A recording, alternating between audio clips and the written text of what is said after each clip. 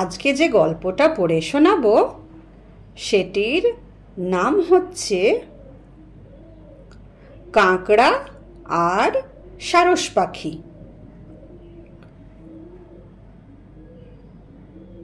বিরাট এক দিঘির ধারে থাকতো একটা সারস পাখি। দিঘির মাছ আর গেঁড়ো গুগলি খেয়ে দিব্যি ছিল সে। কিন্তু বুড়ো হবার সঙ্গে সঙ্গে এমন জবুথবু হয়ে গেল যে মাছ টাছ আর ধরতে পারত না। অনেক ভেবে টেবে একদিন সে করল কি, দিঘির ধারে এসে হাউমাউ করে কান্নাকাটি জুড়ে দিল। হায় হায়, আমার কপালেই বা এই সব জোটে কেন? এত সব পশু পাখি থাকতে আমাকেই বা এসব জানতে হয় কেন? হায় হায়, আমার পোড়া কপাল, সব সময় সেই আমি কেন হই? দেখতে দেখতে জলের সব প্রাণীরা জড়ো হয়ে গেল সারসের চারপাশে। তারা বলল, কি হয়েছে, কি হয়েছে? আরে হয়েছেটা কি? এত কান্নাকাটি করছো কেন? বলো না, কি ব্যাপার? সারস বিরাট এক ঢোক গিলে বলল, আরে বাবা, আমার সঙ্গে একটা গণক ঠাকুরের দেখা হয়েছিল। সে বলল এখানে নাকি শিগগিরই ঘনিয়ে আসছে খরা, সব কিছু শুকিয়ে একেবারে ছারখার হয়ে যাবে, কাজেই না খেয়ে সব মারা যাব আমরা। সেই জন্যই তো আমি এত উতলা হয়ে পড়েছি। কথা শুনে সকলেই আকুলি বিকুলি শুরু করলো। বলল, তাহলে কি করব এখন আমরা?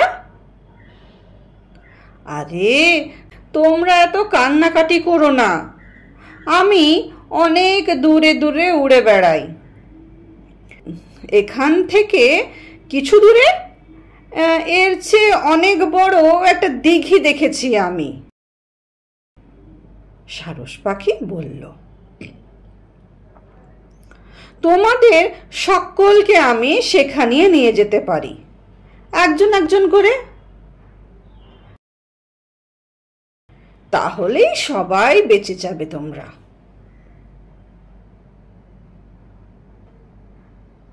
বাহ বাহ, ঠিক বলেছ, অনেক ধন্যবাদ সারস ভাইয়া, তোমাকে অনেক ধন্যবাদ।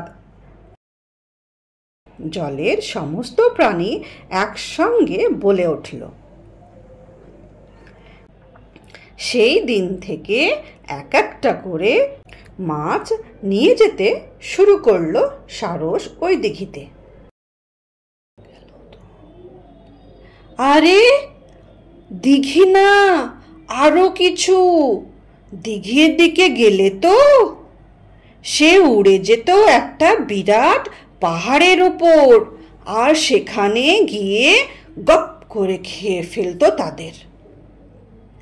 কিছুদিন পর একদিন কাঁকড়া বলল, আজকে আমাকে নিয়ে চলো না ভায়া ওখানে।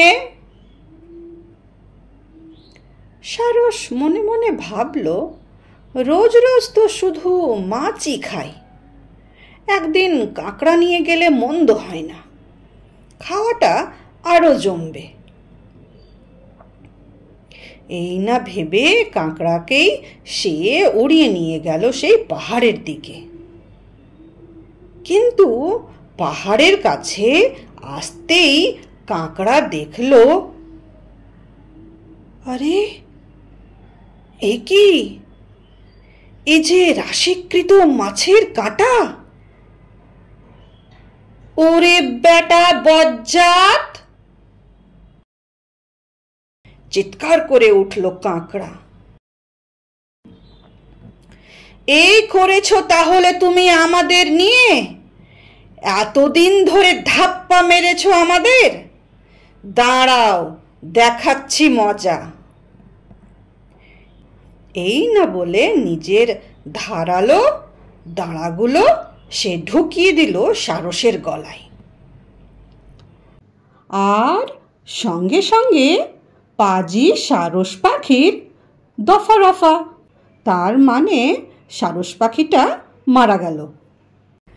তাহলে কেমন লাগলো আজকের এই গল্পটা? খুব সুন্দর না? পাজি সারসের গল্প। তো এই গল্পটা থেকে আমরা কি শিক্ষা পাই? এই গল্পটা থেকে আমরা এটাই শিক্ষা পাই যে কখনোই মিথ্যা বলতে নেই, আর মিথ্যা কাজ কখনোই করতে নেই। এই যে সারস পাখিটা সবাইকে বলল মিথ্যা মিথ্যা, কিন্তু শেষবেলাতে কি হলো? কাঁকড়াটাই ওকে শাস্তি দিল, তাই না? তাহলে এই গল্পটা থেকে আমরা এটাই শিক্ষা পাই যে কখনোই মিথ্যা বলতে নেই আর মিথ্যা সাহায্য নিতে নেই, না হলে ওই আমাদেরকে যখন আমরা ধরা পড়ে যাব তার তো শাস্তি হবেই হবে, সেখান থেকে আমাদের রেহাই নেই। আমার এই গল্পটা তোমাদের যদি ভালো লেগে থাকে তাহলে তোমরা একটি লাইক দিও। লাইকটা দিলে আমার উৎসাহটা বাড়ে। আর তোমাদের কোন ধরনের গল্প শুনতে চাও সেটা আমাকে একটু কমেন্টে জানাবে।